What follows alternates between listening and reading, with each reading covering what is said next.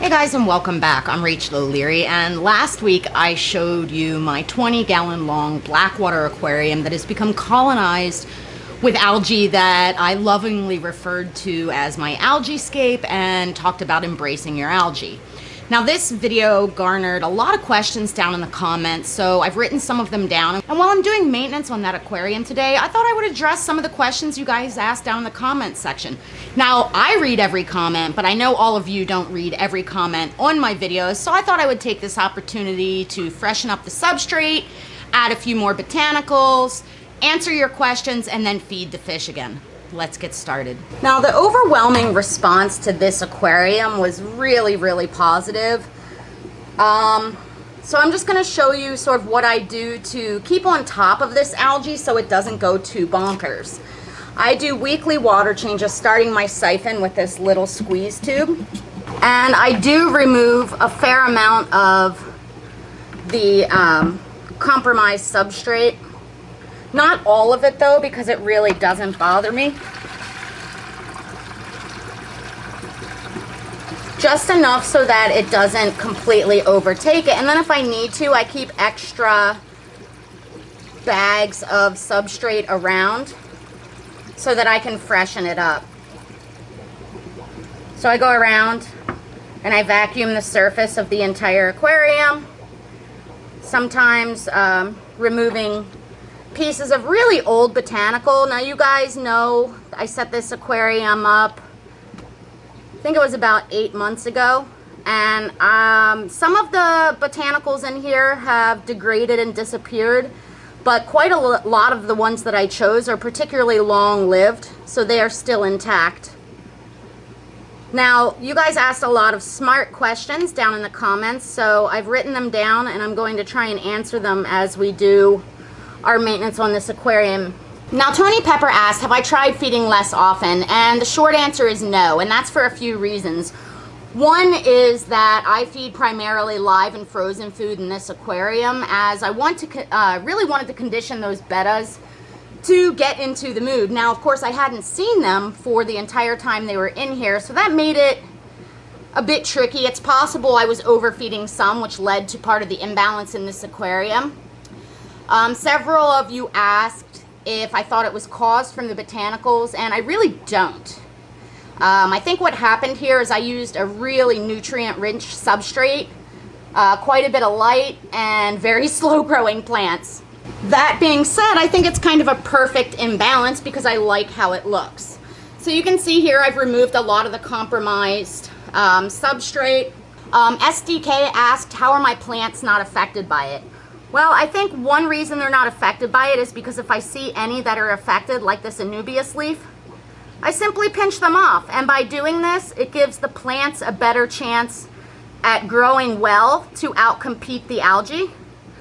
I also do have amano shrimp in this aquarium, which many of you noticed.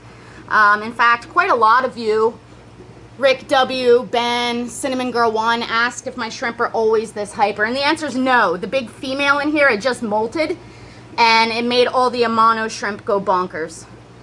So they're not generally quite that insane. I take this time as well to remove any yellowing leaves from the inhabitants, or any bad leaves on the crypts or the pennywort in here. Gary Allen asked what lights. I simply use LED shoplights, the same thing I use on all my aquariums, and I'll put a link to that video down in the comments section. Next, I'm going to add just a little bit more leaf litter because there's a lot of areas that don't have any anymore. And this is leaf litter that I pre-boiled, and that's mainly to make it sink, but it's also to remove any surface dust that may have accumulated from sitting around my fish room for the past 8 months. Sometimes, like with this pod, I'll just flip it over.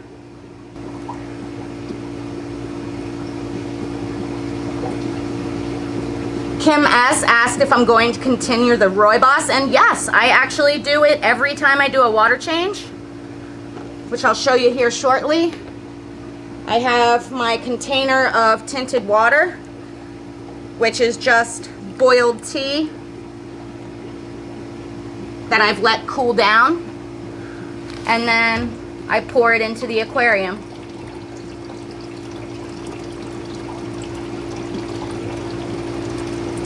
Now you can use the bag tea or the loose tea. Lots of you commented that it would be best to use organic, non-bleached tea bags. I honestly have used just whatever this is, Lipton or Tetley, and have never had a problem. So, you know, I guess your mileage may vary. Obviously using the loose leaf tea is way nicer because you can control the dosage better and the tint. Holly Gibbs asked about my males and female bettas. There are lots and lots and lots and lots of species of betta. The ones in here, which are Betta imbellis, do quite well in mixed groups of gender. As we all know, Betta splendens, that's not really the case. But with a lot of the wild species, you can keep pairs together or even groups together. And it's stocked with chili rasboras, amano shrimp, a few tangerine tigers, and 6 Betta imbellis. I'm going to go ahead and fill this up. We'll feed the fish, talk a little bit about that, and finish up. Now to refill my aquariums, I use a hose connected to a ball valve that goes to the sink in my fish room. I have a well, so I don't need to dose any water conditioner, but if you were to be doing the same thing with city water, you would want to dose the tank for the volume, the total volume before refilling, or pre-treat the water with a water conditioner. I also set the temperature right from the tap so that it matches the aquarium pretty closely, at least in this case.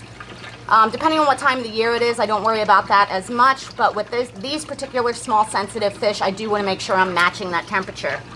As you can see, the Rooibos tea has given it a nice yellow tint. And as soon as we're done refilling here, I'll go ahead and feed the fish for you. Now, I do tend to bounce the refill water off the side glass of the aquarium, just so I don't blow my botanicals around. And I also do try and keep the actual valve out of the water so that there's less risk of any cross-contamination. So you can see this is a pretty quick process. Occasionally I do a really deep dive on this aquarium, moving all the botanicals and really vacuuming around the base of the wood and the plants. Maybe once a month or so I go really ham on it. I will just sort of anchor this floating pennywort onto this upright piece of wood in the back so that it doesn't cover the light to the plants in the front. Now we'll let it settle down for a few minutes. You can see there's a little bit of suspended particulate matter, and then we'll feed the fish. Now as far as feeding the fish, I'm going to be feeding these grindle worms. I've done a video on how to culture these for you guys in the past. As you can see, they're all around the sides of the container. And what I do is I put a little bit of food on top of this grate here, and then the worms climb through it, and then I can lift it out and just swish it in the water. Or you could take something like a Q-tip, or if you're gross like me, your finger, collect some worms, and then add them to the aquarium.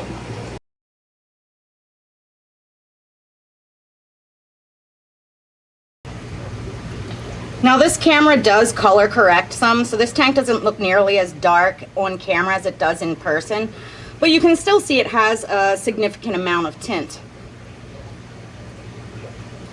Now we'll just wait and see if the bettas want to grace us with their presence after being disrupted by a water change.